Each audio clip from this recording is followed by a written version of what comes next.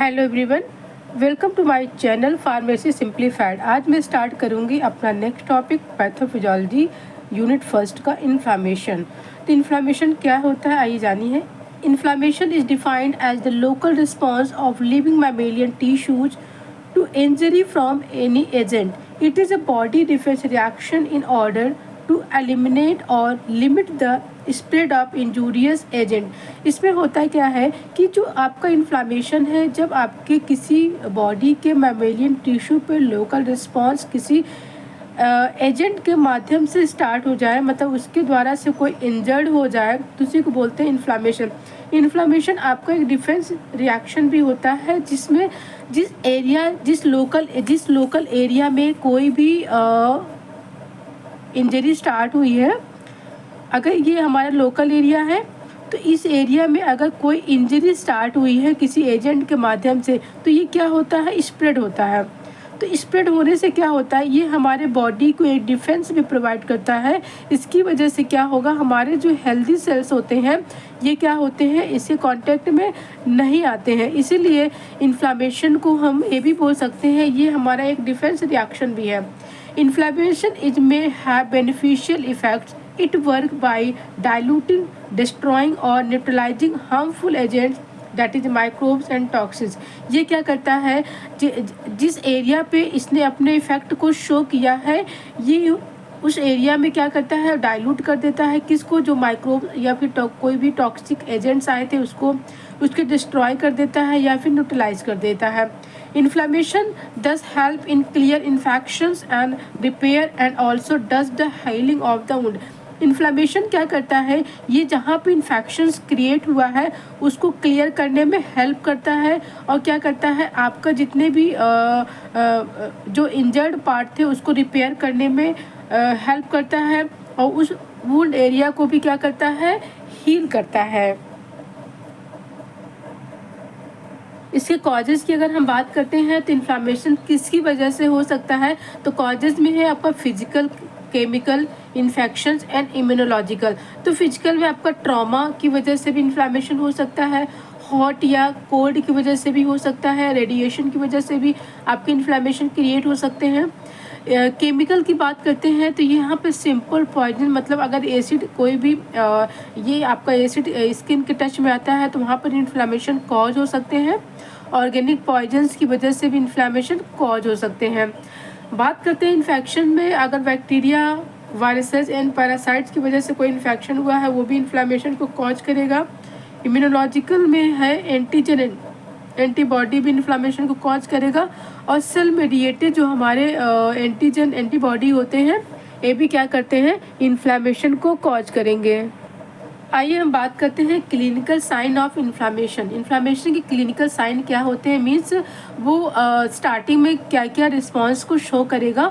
तो अगर कोई इन्फ्लामेशन आपके बॉडी में कॉज हुआ है तो उसको हम डिस्क्राइब करते हैं लैटिन वर्ड में, जिसको हम बोलते हैं रूबर। मीन्स अगर यहाँ पे इस एरिया में अगर इन्फ्लामेशन कॉज हुई है, अगर आपका कॉजेज हीट की वजह से, इन्फेक्शन की वजह से हुआ है, तो सबसे पहले क्या होगा, वो वहाँ का एरिया क्या होता है, रेड होगा। तो जब रेड होगा उसको हम बोलते हैं रूबर, इसको हम बोलते हैं रूबर। रूबर के बाद क्या होता है, हीट, मतलब आपको थोड़ी सी जलन महसूस होता है। तो जब जलन मतलब हीट महसूस होगा तो उसको हम बोलते हैं कॉलर, इसको हम बोलते हैं कॉलर। बट अगर और फिर कुछ टाइम के बाद क्या होता है, वहाँ पे स्वेलिंग भी स्टार्ट हो जाती है। जब स्वेलिंग स्टार्ट हो जाती है तो उसको हम बोलते हैं ट्यूमर, TUMOR, ट्यूमर बोलेंगे। और उसके बाद क्या होगा, आपको दर्द स्टार्ट होगा, पेन होगा, तो इसको हम बोलेंगे डोलर, जिसको हम बोलते हैं डोलर। ठीक है, तो रेडनेस, जो अगर रेडनेस आ जाती है उसको रूबर बोलेंगे। हीट, अगर बहुत ज़्यादा जलन हो रही है तो उसको कॉलर बोलेंगे। स्वेलिंग आ रही है तो उसको ट्यूमर बोलेंगे। पेन हो रहा है तो उसको हम डोलोर बोलेंगे। ठीक है, तो हमारे ये क्लिनिकल साइन होते हैं इन्फ्लामेशन के।